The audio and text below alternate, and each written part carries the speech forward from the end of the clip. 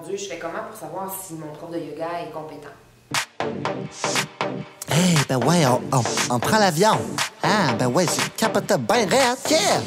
J'suis au Sri Lanka, qu'il y a une gang de singes en vacances là-bas. Namaste Baptiste, à 50 Allô, aujourd'hui, je vlog en réaction à un article qui est paru dans la presse hier ou avant-hier, je me rappelle pas. C'est un sujet chaud, fait que c'est pour ça que je réagis. Ça m'ouvre la porte toute grande pour vous parler de yoga. Je fais tout le temps ça, tous les jours de ma vie, mais là je me dis, wow, quelle belle opportunité pour aller plus loin.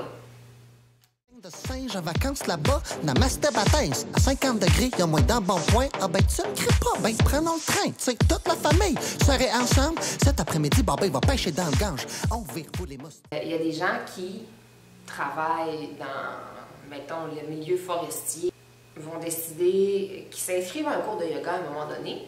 C'est connu, le yoga, ça va faire du bien à l'esprit et au physique. C'est quelque chose de connu et c'est quelque chose de vrai. Pas tout le temps, mais en tout cas, c'est supposé être vrai. Ces gens-là vont s'inscrire, cette personne-là, mettons, qui travaille en milieu forestier, qui s'inscrit à un cours de yoga, une session, va peut-être adorer sa session. Ça va y avoir fait du bien, elle va trouver que c'est merveilleux, elle va avoir envie de partager ça avec d'autres personnes. Elle va partager donc cette passion-là après souvent avoir fait juste une petite formation ou quelques heures. Et c'est pas que c'est négatif, l'intention est bonne. Il y a même, il y a des profs qui naturellement vont l'avoir, sans avoir des années de pratique puis des centaines d'heures de formation. C'est des gens qui sont contents, qui sont passionnés, qui veulent partager, qui ne voient pas le mal là-dedans. Puis en effet, parce que dans leur vision à eux, il n'y en a pas de mal là-dedans, mais c'est parce que dans la vie, dans tous les domaines, moins tu en connais, plus tu penses que tu en connais. En d'autres mots, c'est que plus tu approfondis tes connaissances dans quelque chose, plus tu comprends et découvres la complexité de ce sujet-là, et donc plus tu sais qu'il y a beaucoup de détails qui peuvent t'échapper, et tu sais que c'est nuancé, que c'est complexe, que ce n'est pas tout noir, tout blanc, que la zone grise est beaucoup plus grande que le noir et le blanc. Quelqu'un, donc, qui a très peu de connaissances, qui commence, qui est passionné, va dire « Go, je l'enseigne », mais va être justement, lui, dans le noir ou le blanc. Va avoir peu de connaissances, peu approfondies. Là, je parle de quelqu'un qui n'a pas de formation dans le domaine de la santé. N'aura pas les connaissances nécessaires pour savoir qu'il n'est pas prêt à guider quelqu'un dans la pratique du yoga. Moi, je suis kinésiologue à la base, donc j'ai un baccalauréat en kinésiologie que j'ai fait en faculté de médecine à l'Université Laval. On approfondit vraiment les notions d'anatomie, de biomécanique et bon, de tout ce qui concerne le corps et l'être humain dans son entièreté. En plus de ma formation de kinésiologue, j'ai ajouté des certifications de professeur de yoga. Je veux pas aujourd'hui dire que certains profs de yoga sont pas bons. Le but, c'est pas ça. Mais c'est certain que c'est un domaine qui n'est pas assez réglementé. C'est difficile de dire les mots justes sans avoir l'air de vouloir me placer au-dessus des autres. J'espère que c'est pas ça que vous allez penser parce que c'est vraiment pas ça. On considère qu'il y a des profs de yoga qui sont de loin meilleurs que moi. Pourquoi je les considère meilleurs? Parce qu'ils m'apprennent et parce qu'ils ont des forces que moi j'ai pas. Donc pour eux, peut-être que moi je suis meilleure. C'est-à-dire que dans le yoga, il n'y a pas de meilleur, il n'y a pas de moins bon, il y a juste toi avec toi-même puis une évolution.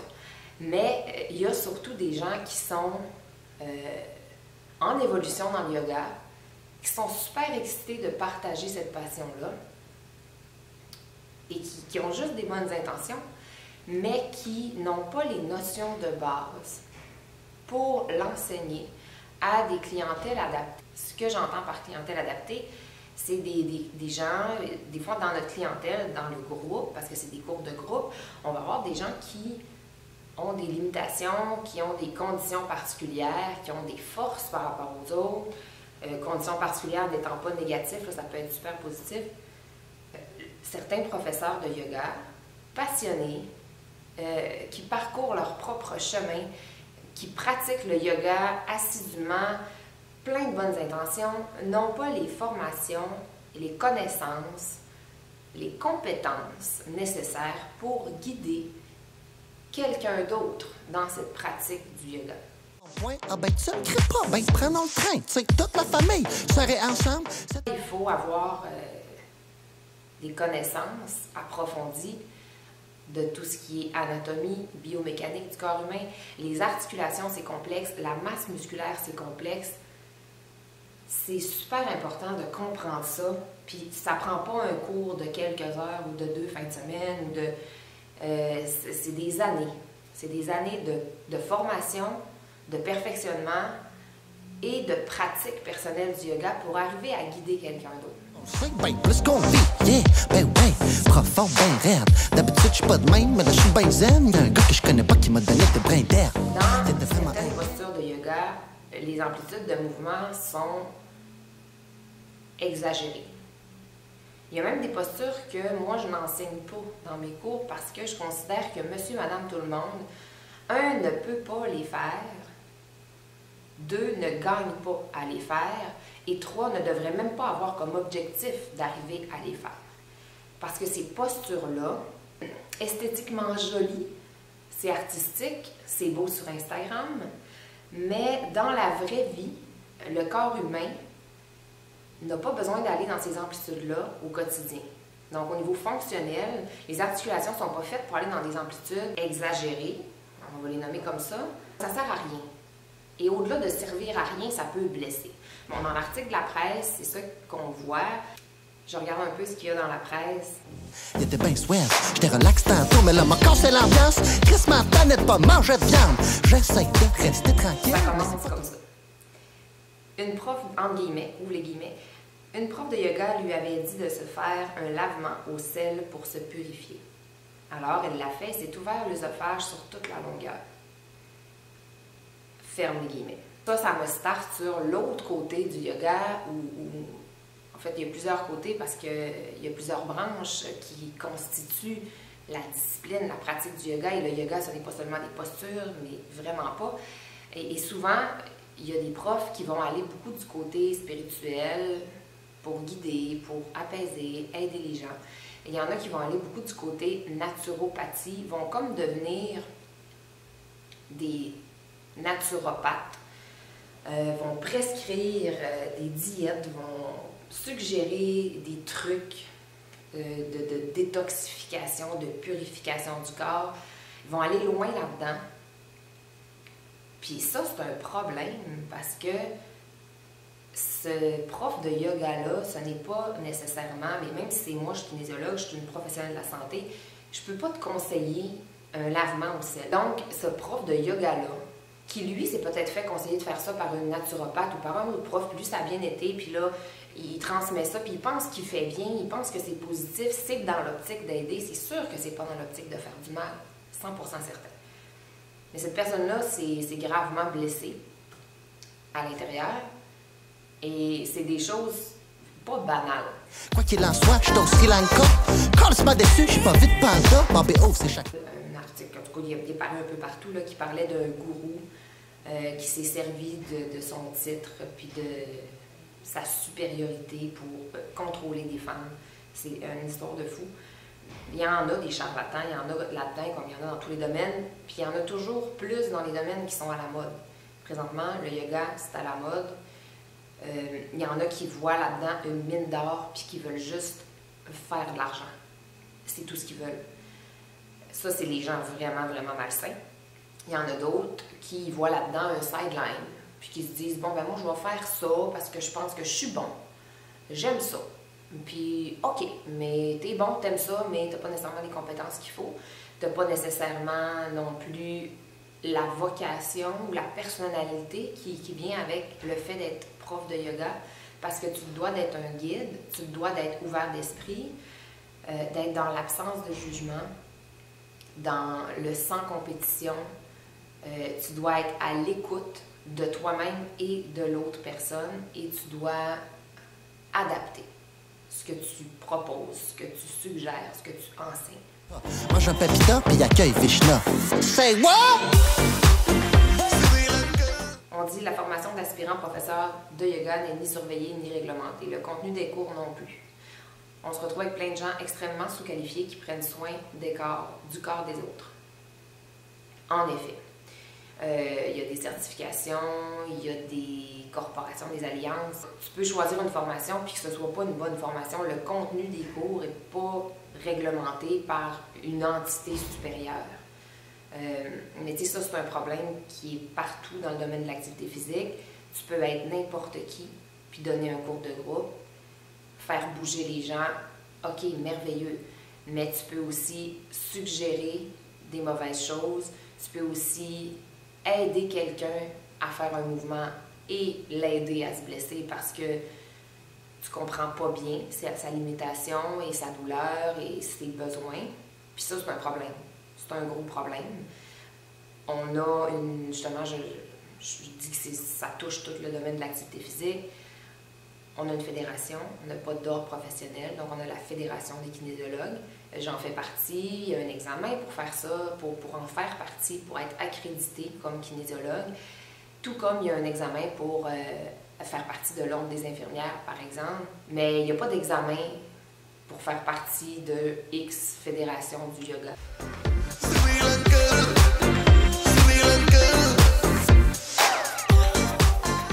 On dit chaque année, de 20 à 30 personnes me consultent parce qu'elles sont blessées au yoga, rapporte Julien Gagnon.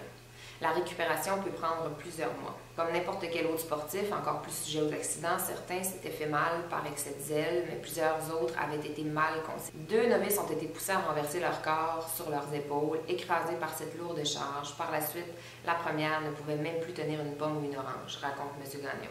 La seconde s'était présentée au cours avec des hernies discales au cervical. Cette posture aurait pu la laisser paralysée. C'est pas banal. Tout ça, c'est vrai. Dans un cours de débutant, il ne devrait jamais y avoir de posture en extension extrême du dos. Il ne devrait jamais y avoir non plus d'appui au niveau des épaules, de la ceinture scapulaire, de la tête, de la nuque, quand la force nécessaire pour cet appui-là n'est pas acquise. Parce que dans les headstands, les handstands, on a toujours tout le poids du corps supporté par soit la nuque ou la ceinture scapulaire, les épaules. Ça prend une base, ça prend des fondations au niveau des articulations, des muscles profonds, posturaux solides avant de faire quelque chose comme ça. Puis même que pour certaines personnes, ce ne sera jamais sain de faire ça. Jamais. Oui, il y a plusieurs cours où le yoga, c'est comme une secte, puis là, il faut absolument être sur la tête, être sur les bras, être sur les épaules. Et le professeur va aller aider, guider l'élève vers cette posture-là. Moi, j'appellerais plutôt ça forcer quelqu'un à aller dans une posture, et c'est exactement ce que je ne fais pas. Ça peut vraiment blesser quelqu'un. Il y a énormément de postures qui sont exagérées. Et il faut savoir les reconnaître en revenant toujours à l'alignement naturel d'un corps. La posture d'un corps, c'est quoi habituellement? Ça ressemble à quoi un humain dans une posture neutre? À partir de l'humain dans sa posture neutre, on connaît les amplitudes articulaires, les capacités de mouvement, c'est-à-dire de chaque membre. Et avec ça, en tant que kinésiologue, prof de yoga compétent, on peut guider quelqu'un dans une posture en restant dans une zone sécuritaire et saine.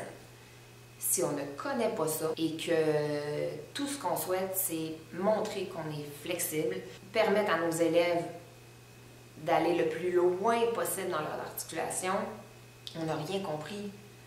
Le but, c'est pas ça. Le but, c'est de travailler les muscles profonds en stabilité, en stabilisation, pendant que les muscles plus superficiels font un travail des fois de force-endurance et des fois sont en étirement, mais quand même en endurance, en co-contraction. Si ce phénomène-là, ce principe-là n'est pas respecté, on est certain d'aller droit dans le mur.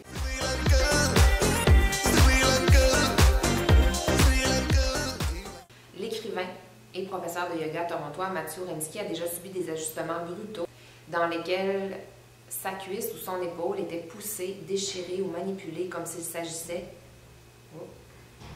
de dompter une sculpture en métal indiscipliné. Son professeur était pourtant hautement qualifié, comme l'étaient les profs de plusieurs autres des quelques 200 yogis blessés qu'il a interrogés dans le cadre d'une enquête. Si ton prof de yoga te pousse à aller plus loin dans une posture, on a higher plane, I'm plain, I'm a supernova when I do the yoga, meditate. À atteindre l'image idéale de cette posture-là, avec ses mains, en te manipulant, en poussant, en forçant pour que tu ailles plus loin dans l'amplitude. Tes articulations ont déjà dit non, ont déjà bloqué, c'est déjà trop, c'est déjà suffisant, c'est déjà assez, je sais pas quel mot dire, mais lui, ton prof, ta prof, peu importe, te pousse à aller plus loin, sauve-toi à la course. Sauve-toi à la course, c'est sûr et certain que cette personne-là n'a pas les compétences pour guider un cours de groupe. Cette personne-là est probablement pleine de bonnes intentions. Peut-être pas, mais probablement que oui, en général. Mais par manque de connaissances approfondies, elle ne sait pas où et comment s'arrête une articulation. Alors, c'est vraiment le truc numéro 1, parce que là, on lit ça dans la presse, on se dit « Mon Dieu, je fais comment pour savoir si mon prof de yoga est compétent? » Bien, premièrement, est-ce qu'il a une formation professionnelle dans le domaine de la santé? Parce qu'avec ça, on a une maudite bonne base en anatomie, en biomécanique, en physiologie, en tout ce qui concerne le corps humain. Deuxièmement, est-ce qu'il est certifié?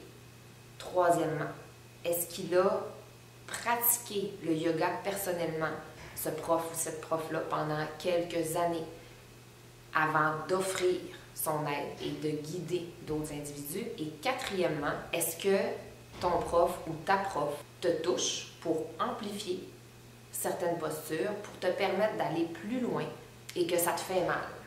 Si oui, ça, tu sauves à la course. Ça marche pas ce que je dis, là, 1, 2, 3, 4. 1, 2, 3, c'est des points qui font que tu as probablement un bon prof de yoga. 4, c'est non. Ça marche pas.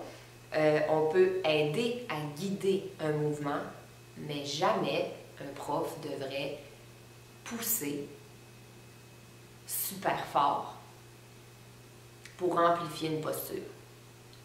Surtout pas une posture en torsion du tronc et surtout pas une posture en équilibre sur la tête et les épaules.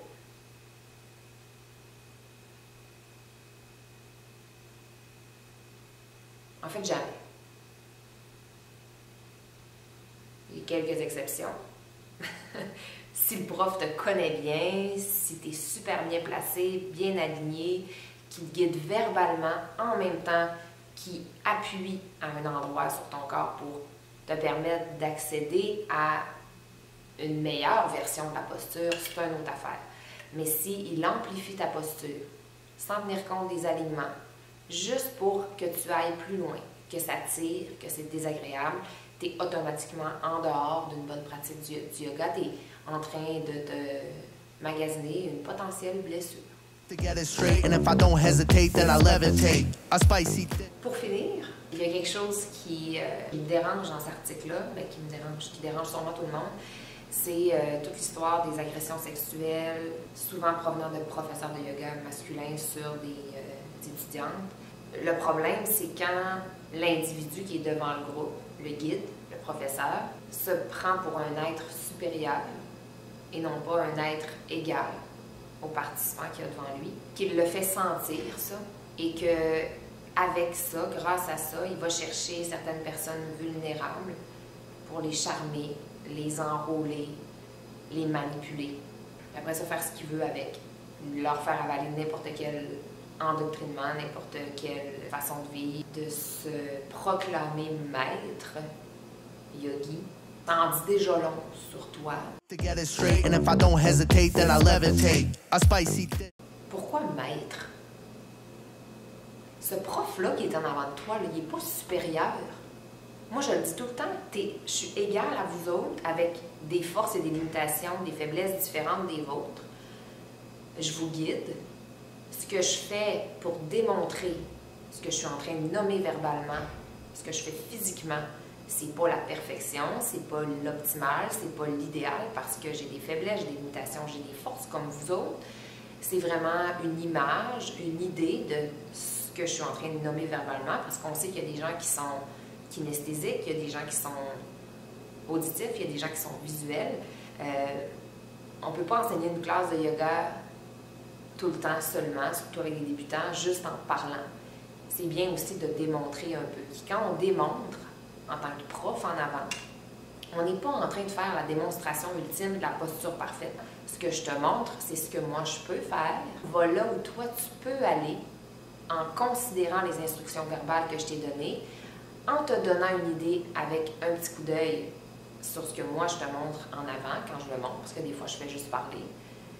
Puis tu vas être dans ta posture, c'est ta posture à toi, dans ton corps à toi, avec tes sensations à toi. Il n'y a pas de posture parfaite. Ce que je fais en avant, c'est pas mieux que ce que toi tu fais dans la classe. Puis je suis pas en avant, tu sais, tout est relatif, je suis à quelque part, puis toi tu es à quelque part d'autre. Ce que je veux dire, c'est que dans une classe de yoga, il n'y a pas de compétition, il n'y a pas de perfection, il n'y a personne qui est meilleur, il n'y a personne qui est moins bon, il y a juste différentes progressions, différentes versions des postures, des asanas, et il y a juste des gens qui sont là pour connecter avec eux-mêmes. Peu importe la raison, tu as le droit d'être dans une classe de yoga. Tu es aussi haute que le prof qui est en avant. Le prof en avant te guide avec ses connaissances, avec ce que lui peut, mais il n'est pas plus haute que toi. Et tu n'es pas en compétition non plus avec les autres, ni même avec toi-même. Tu es toi-même aujourd'hui, dans le moment présent, sur ton tapis, en train de faire cette posture-là, avec les limitations et les forces que tu sens, que tu ressens aujourd'hui, puis ça finit là. Feisty fish, I can't refuse. What am I to do? Local soul food. Ceux qui enseignent le yoga, en voulant montrer les prouesses qu'ils sont capables de faire, puis en voulant te faire sentir qu'ils sont supérieurs, tu te sauves d'eux autres. Tu te sauves aussi de ceux-là qui te poussent pour aller plus loin dans une posture, puis ça fait mal. Tu te pousses aussi quand quand un prof de yoga te fait faire un headstand ou un handstand dès le début. Des postures en appui sur la tête, les mains, les épaules, la ceinture scapulaire. Ouais, ça m'a starté. C'est un sujet qui me starte. C'est un sujet qui me starte pas mal.